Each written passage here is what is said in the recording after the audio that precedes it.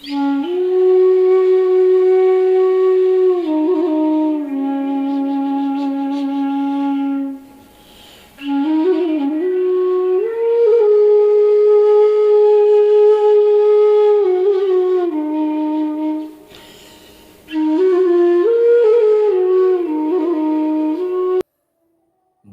শ্রদ্ধা ও প্রণাম, ছোটদের স্নেহ ভালোবাসা জানিয়ে আজকের টপিক নিয়ে আলোচনা শুরু করছি। আজকের টপিক হলো যে আমাদের শরীর ও মনের বেহাল অবস্থা হয় কেন, শরীরে নানা রকম রোগের সৃষ্টি হয় কি করে, আমাদের মনের দুর্বলতা আসে কোথা থেকে, এগুলো নিয়েই সামান্য কিছু কথা হবে।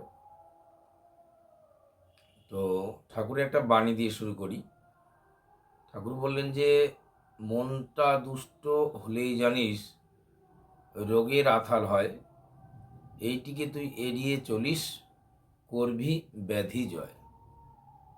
তো শরীরের জন্য আমরা নানা রকম ব্যবস্থা নিই, শরীরকে সুস্থ রাখার জন্য, ভালো রাখার জন্য আমাদের যার যেরকম সাধ্য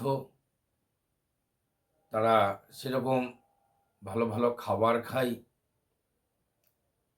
শরীর সম্বন্ধে আমাদের সবসময় একটা চিন্তা লেগে থাকে, কী করে শরীর ভালো থাকবে। কিন্তু শরীর ভালো থাকে বা শরীরের ভালো থাকা নির্ভর করে আমার মনের ভালো মন্দের উপর। মন যদি সুস্থ না থাকে, মন যদি নিয়ন্ত্রণে না থাকে, মন যদি আনন্দে না থাকে, শরীরে কিন্তু আমরা যতই ভালো ভালো খাদ্য খাই না কেন, যতই শরীরে যত্ন করি না কেন, শরীর কিন্তু ভালো থাকে না। সেই জন্যই ঠাকুর বলেছেন যে মন দুষ্ট হলেই জানিস রোগের আথাল হয়, এইটিকে তুই এড়িয়ে চলিস করবি ব্যাধি জয়। শরীরের রোগের মূল কারণ হচ্ছে মন। অনিয়ন্ত্রিত মন থেকেই আমাদের রোগের সৃষ্টি হয়। তো সেই জন্য মনকে সুন্দর রাখার জন্যই কিন্তু এই যে আমরা দীক্ষা, ধর্ম ইত্যাদি কথা যদি বলে থাকি, নাম জপ ধ্যান, এগুলোর একটা বিশেষ উদ্দেশ্যই হচ্ছে শরীরটাকে ভালো রাখা। কারণ শরীরটা যদি আমি ভালো না রাখতে পারি, তাহলে কিন্তু আমি আধ্যাত্মিক জীবনেও কিন্তু উন্নতি লাভ করতে পারবো না। আগে প্রাথমিকভাবে শরীরটাকে সুস্থ রাখতে হবে। শরীরটাকে সুস্থ রাখার জন্য আবার মনটাকে ভালো রাখতে হবে। মন কিসে ভালো থাকে সেটা জানতে হবে। সেই জন্য কিন্তু নাম ধ্যানের বিশেষ প্রয়োজন থাকে। তো যাই হোক, আলোচনা প্রসঙ্গের চতুর্থ খণ্ডে একটা জায়গায় পেলাম একজন ইষ্টভ্রাতা রবীন্দা বলে একজন ইষ্টভ্রাতা ঠাকুরকে বললেন, ঠাকুর আমার অসুখ বিসুখ সবসময় লেগেই থাকে, নানা রকম অসুখ। ঠাকুর সেখানে নানা কথা বললেন। প্রথম কথা তিনি বললেন যে শরীরমুখী হবি না, সবসময় শরীরের দিকেই শুধু চিন্তা ভাবনা করবি না, আর খুঁতখুঁতে থাকবি না, সদাচারপ্রাণ হয়ে চলবি, থানকুনি পাতা খাবি, নাম ধ্যানের কথা বললেন, যাজন করার কথা বললেন, হ্যাঁ, বাইরে দোকানে খেতে না করলেন, নানা রকম কথা বললেন।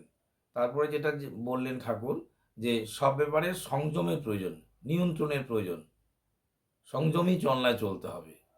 কি কাম, কি ক্রোধ, কি লোভ, আমাদের যে ষড়রিপুগুলো আছে সেগুলোর কিন্তু সংযমের দরকার আছে।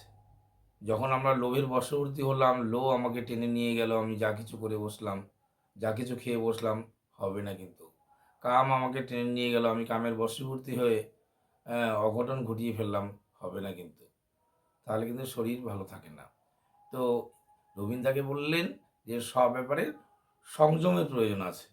তখন রবীন্দা কি বললেন, যে আমি কি বললেন সেটা আমি আলোচনা প্রসঙ্গে চতুর্থ খণ্ডের 12 নম্বর পাতায় একটু পড়ে শোনাই। রবীন্দা বললেন, প্রবৃত্তির বেগ আমি রুখতে পারি কমই। প্রবৃত্তি মানে কাম ক্রোধ, আমাদের যে স্বরূপীগুলো আছে, কাম ক্রোধ মদ, লোভ মদ মোহ মাৎসর্য, এই যে এগুলোকে প্রবৃত্তি বলা হচ্ছে, এই প্রবৃত্তিগুলোর বেগ আমি রুখতে পারি, অর্থাৎ প্রবৃত্তিগুলোর বেগকে আমি রুখতে পারি না। তো ঠাকুর কি বললেন? সেই ঠাকুর বললেন, কাম, ক্রোধ, লোভ, মদ, মোহ, মাৎসর্য এই ষড়রিপু যার যত হাতের বাইরে, তার শরীর মন তত বেহাল হবেই কি হবে। তাহলে অনিয়ন্ত্রিত রিপুগুলোর জন্যই কিন্তু আমাদের শরীর মন বেহাল হয়ে যায়। সেক্স লাইফ অর্থাৎ যৌন জীবন যার যত আনঅ্যাডজাস্টেড, অনিয়ন্ত্রিত, তার গোটা জীবনটাও তত বিশৃঙ্খল। অন্যান্য প্রবৃত্তিগুলি আমার মনে হয় কামেরই রকমারি অফশুট বা ডালপালা। মানুষের আদর্শ নিষ্ঠা ও দাম্পত্য জীবন, এই দুটো দিক যদি ঠিক থাকে তাহলে অনেকখানি বাঁচোয়া। অর্থাৎ মানুষের আদর্শ নিষ্ঠা, অর্থাৎ আদর্শের প্রতি নিষ্ঠা, ভক্তি, ভালোবাসা, গুরুর প্রতি নিষ্ঠা, ভক্তি, ভালোবাসা, এবং বললেন যে দাম্পত্য দাম্পত্য জীবন অর্থাৎ দীক্ষা এবং বিবাহিত জীবন, বিয়ে, এ দুটো যদি ঠিক থাকে তাহলে মানুষ অনেকটা বাঁচোয়া। কারণ গুরুর প্রতি টান, ভক্তি, ভালোবাসা আমাদের সংযম নিয়ে আসে, আত্মনিয়ন্ত্রণে আমরা এগিয়ে চলি গুরুর প্রতি নিষ্ঠা, ভক্তি, ভালোবাসার দরুন। আর দাম্পত্য জীবন যদি অনিয়ন্ত্রিত হয়, অর্থাৎ সঠিক বিবাহ না হয়, সুসামঞ্জস্যপূর্ণ বিবাহ না হলেও মানুষ কিন্তু অসুস্থ হয়ে পড়ে। তো এর ভিতর দিয়ে কামের সুনিয়ন্ত্রণ হয়। কাম নিয়ন্ত্রিত হলে অন্যান্য প্রবৃত্তিগুলিও পথে আসে। তাই দীক্ষা ও বিয়ে এ দুটো বিধিমাফিক হওয়া চাই। গুরু যদি আচরণসিদ্ধ আচার্য না হন তাহলে মানুষের ভক্তিটা সাধারণত সার্থক হয়ে ওঠে না। দীক্ষা আমরা নিই, কিন্তু গুরু সঠিকভাবে আমাদের অনেক সময় নির্বাচন হয় না। যাকে তাকে আমরা গুরু করে বসি, তো তার ফলে আমাদের কিন্তু ভক্তিটা সাধারণত সার্থক হয়ে ওঠে না। আমাদের যে গুরুর প্রতি ভক্তি সেটা সার্থক হয়ে ওঠে না। তাই যত্রতত্র দীক্ষা না নেওয়াই ভালো। অবশ্য অনেক ভালো কুলগুরু আছেন, তারা দীক্ষার সময় বলে থাকেন, তুমি আপাতত এই অনুশীলন করো, সদ্গুরু পেলে তাকে গ্রহণ করো। সদ্গুরুর সন্ধানী হয়ে অমৃতর দীক্ষা নিয়ে অনুশীলন করা চলে। আর বিয়েও হিসাব করে করতে হয়। ছেলে মেয়ের বংশ, ব্যক্তিত্ব ও প্রকৃতির সামঞ্জস্য যদি না থাকে তবে তেমনতর বিবাহে স্বামী বা স্ত্রী কেউই সুখী হতে পারে না। দাম্পত্য প্রণয় জিনিসটা যদি না গজায় তবে শুধু কাম সম্বন্ধে স্বামী বা স্ত্রীর জীবনে পরিতৃপ্তি জিনিসটা আসে না।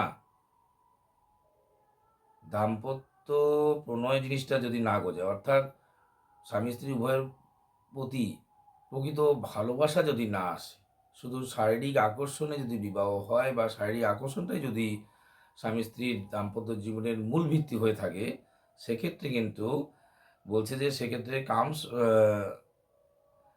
তবে শুধু কাম সম্বন্ধে স্বামী বা স্ত্রীর জীবনে পরিতৃপ্তি জিনিসটা আসে না।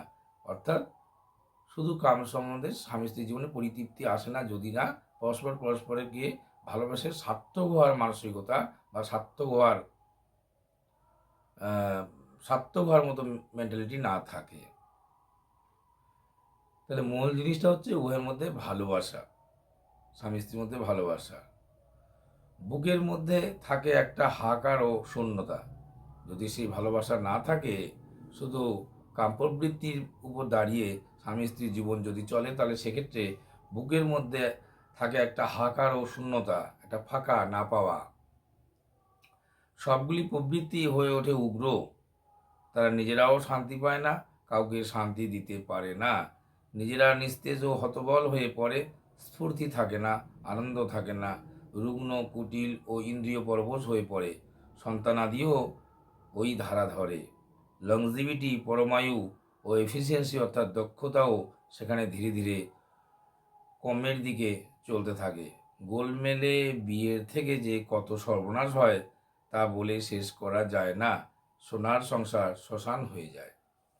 তাহলে সুন্দর, সুস্থ, স্বাস্থ্য, আনন্দিত জীবনের জন্য যেটা প্রয়োজন সেটা হচ্ছে, প্রথম হচ্ছে আদর্শ নিষ্ঠা, অর্থাৎ সঠিক দীক্ষা এবং গুরুর প্রতি ভক্তি, শ্রদ্ধা, নিষ্ঠা, আর দ্বিতীয় হচ্ছে উপযুক্ত বিবাহ।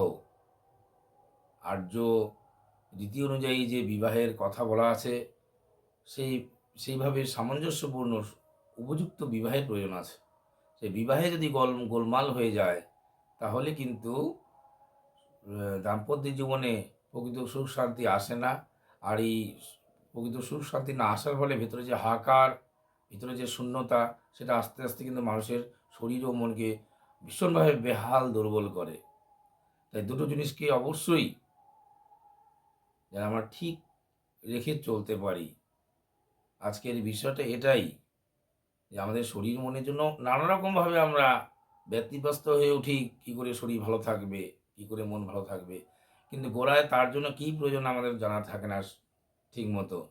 প্রথম কথা হচ্ছে ইষ্টের প্রতি অকপট নিষ্ঠা, ভক্তি, ভালোবাসা। এটা দীক্ষার মাধ্যমে আমরা ইষ্টকে লাভ করি। আর তারপরে আমাদের যে বিবাহিত জীবন, সেটা যেন উভয়ের প্রকৃত পরিপূরক হয়। স্বামী স্ত্রী পরস্পরের পরিপূরক হয়। এবং প্রকৃত বিবাহের মূল ভিত্তি হচ্ছে ভালোবাসা। শারীরিক আকর্ষণটা মূল ভিত্তি যদি হয়ে থাকে, অর্থাৎ শুধু কাম প্রবৃত্তি কখনো কাহাকেও স্বামী স্ত্রী করতে পারে না, এই ঠাকুর বলেছেন। কিন্তু এগুলোই আজকাল মুখ্য হয়ে আমাদের দাঁড়াচ্ছে। একটা ছেলে বা মেয়েকে শারীরিকভাবে দেখে পছন্দ হলো, বিয়ে হলো, বর্ণ বংশ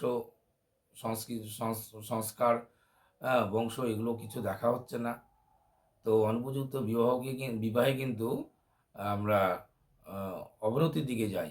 প্রথম কথা হচ্ছে জীবন খুব উম, নিম্নগামী হয়ে ওঠে, উৎসাহ হারিয়ে ফেলি আমরা, এবং পরবর্তী জেনারেশনও কিন্তু এই জাতীয় বিবাহের মধ্য দিয়ে অনুন্নত হয়ে ওঠে। তারাও কিন্তু তেমনতর ব্যক্তিত্ববান, আদর্শবান হয়ে ওঠে না। তাহলে শরীরকে সুস্থ রাখতে গেলে আমাদের চাই, প্রথম হচ্ছে সঠিক দীক্ষা এবং সঠিক বিবাহ। আর তার মধ্য দিয়ে আসে আমাদের রিপুগুলোর নিয়ন্ত্রণ। আমাদের কাম, ক্রোধ, লোভ, মদ, মোহ, মাৎসর্য, এগুলো যেমন আমাদের আনন্দের কারণ হয়, সুখের কারণ হয়, তেমনি এগুলোর অনিয়ন্ত্রণে আমাদের দুঃখের আগারে আমরা প্রবেশ করি। আমাদের দুঃখ জ্বালা যন্ত্রণা আমাদের ঘিরে ধরে। তাই খুব সাবধান, ঠাকুরকে ভালোবেসে, গুরুকে ভালোবেসে আমাদের এগুলো নিয়ন্ত্রণ কিন্তু করতে হবে। এই নিয়ন্ত্রণের উপর দাঁড়িয়ে আমাদের সুস্থতা, আনন্দ, সব কিছু, শান্তি, সব কিছু নির্ভর করে। শুধু বাইরে ভালো ভালো খাওয়া, ভালো ভালো ঘর বাড়িতে থাকা, তাহলে কিন্তু আমরা ভালো থাকি না। যাই হোক, আজকে এইটুকুই। সবাই ভালো থাকবেন। পরম পিতার কাছে রাতুল চরণে এই প্রার্থনা জানিয়ে শেষ করছি। বন্দে পুরুষোত্তম।